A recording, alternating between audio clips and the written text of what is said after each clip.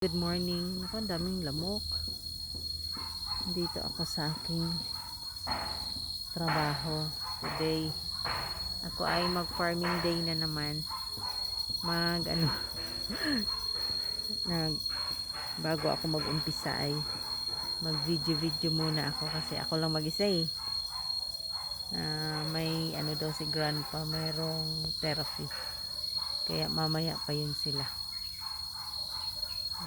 Lang ako dito. Si Dudong kasi hindi nakasama. Nagmotor lang kasi kami ng pinsan ko. Kaya pag magmotor ako, hindi yan siya makasama. Sa bahay lang siya. Para kung may maghatid, may tao din doon maghatid ng laundry.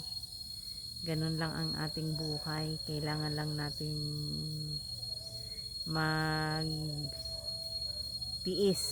kung ano yung pinagkaloob ng Panginoon sa atin. Kaya salamat po. Salamat sa inyong lahat.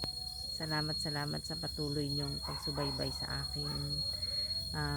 Kahit man ay may mga pagsubok tayo, pero laban lang mga kapatid. May awa ang Panginoon.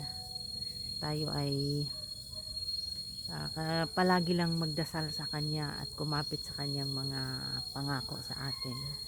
Kasi yung Panginoon ay pag may pangako siya, hindi yun napapako.